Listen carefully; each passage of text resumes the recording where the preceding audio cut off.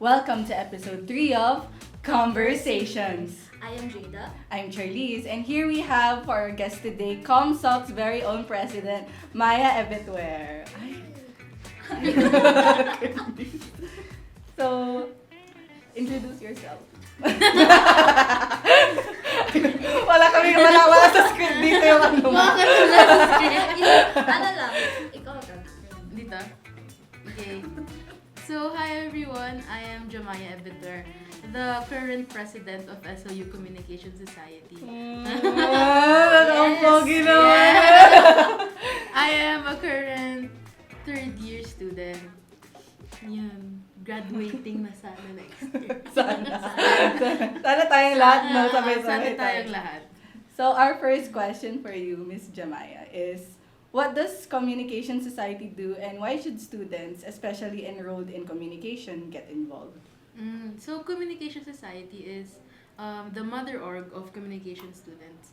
So, our main purpose here is to empower the students and to highlight their talents and, support them, like especially when doing paperwork, because knowing naman the things that we do is heavy on paperwork because we go outside of the campus, we bring in equipment, so it's something that we try our best to assist students on. So yeah. Very good. Ay, nakaka-proud na president ko to. Ang dami niya palang ginagawa eh. Okay, so what made you choose communication as a course? Have you always been set to it? Actually, I have. Like, early on, high school pa lang, my mom suggested me to take comm. At first, I didn't know what it was. Pero, another path I wanted to take kasi was more on arts. Pero she said that if I took comm, I could enhance my skills in speaking and writing more, and I could study art later on.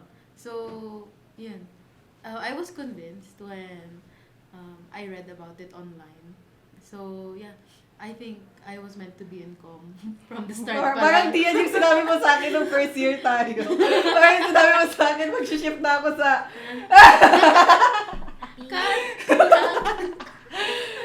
So, a follow-up question there. What do you think is something unique about SLU's BA Communication in particular?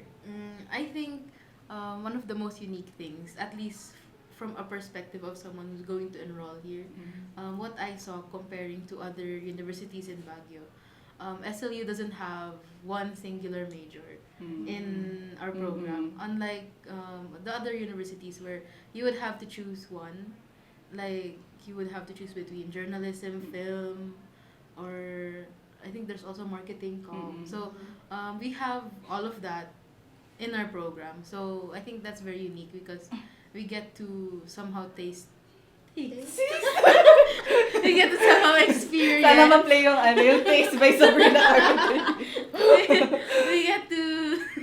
we get... Kanina pa ako nagtataka, bakit nakaraw ka ng pag-ganon? Nandito ka. Parang iniiwasan mo.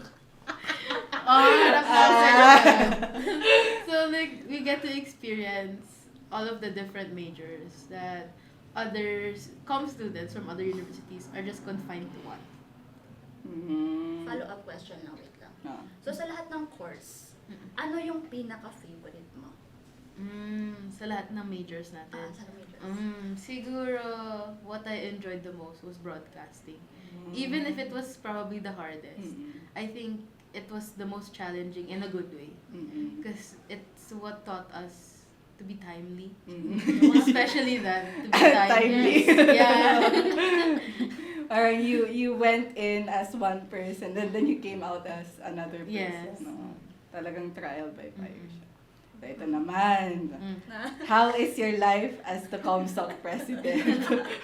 Bawal mag-cut dito. So to be honest, it's very busy. I am handling a lot of things all at once.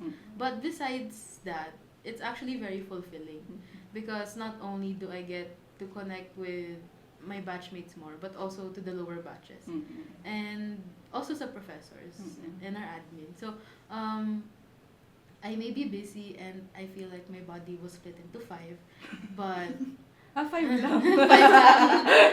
5 pa lang. It is still very much fun. So, Nice. how did it hone your craft as a student leader? Yung pagiging COMSOC president. I think being a COMMSOC president, what it taught me the most was how empathy is very important as a student leader. Because at first, when I was a student leader, like back in senior high school, I thought leadership was just giving orders. But when I became the COMSOC president, I learned that it is much more than that. That I have to actually connect with the people I'm working with and the people I'm working for. So it's not just about me. It's not just about me. It's about the people that I am empowering.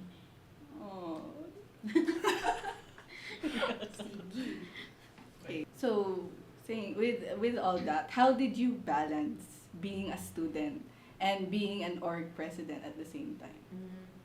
Honestly, at first it was really hard, especially during the first semester. Like, I was already a student leader before I went into this, but being the president is much more different than it was when I was just a year level representative. Yeah, kasi it was a big jump, diba? Parang Yes. you were like 2A's block rep, Yeah. and then you suddenly jumped into being the org president na lang bigla. Yeah. So it Grabe was yung a very transition. big gap to fill, and there was a very huge learning curve then. I had a hard time. That's it. I really had a hard time balancing because I was struggling to keep the life that I had before it and adjusting to the new one that I was supposed to fit in. So I guess it was really hard balancing my work, my studies, and my social life. But I think it was a privilege that my co-officers were also my friends.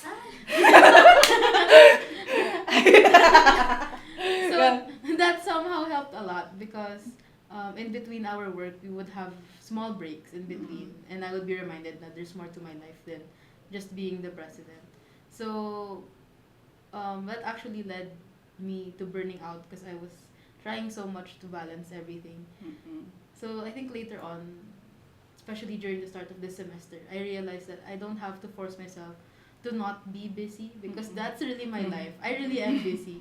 So it shifted more of trying to relax to settling with being busy because that's really it. There's no going back from that. Wala nang wala nang paligoy-ligoy. Yeah, You are busy. yeah, I am busy. There's no denying it. So, ayun. It was hard, pero kaya naman.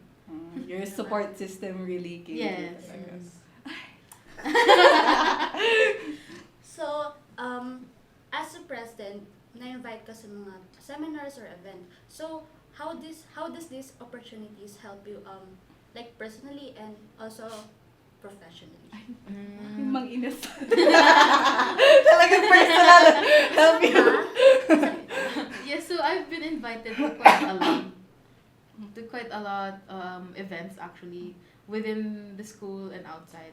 I think the most impactful to me was when I was invited to this event called PAPSAS.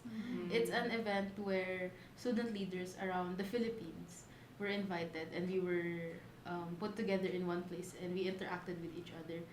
When I did this though, I wasn't the president yet, but I already had plans in running during this time. So it was very helpful because it gave me so much more insight on leadership because I was with so much student leaders in one room.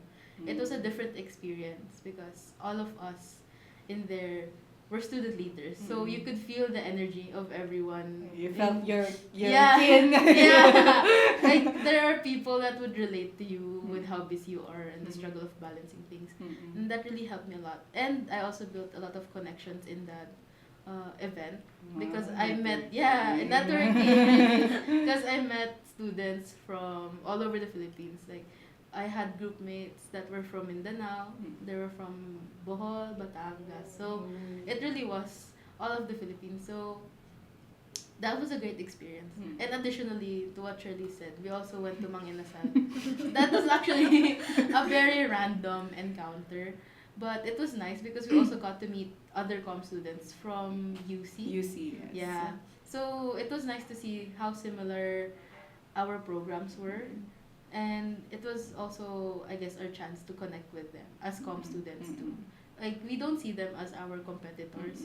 We see them as people we can connect with because we're in the same program Like after all. one big company. Yes.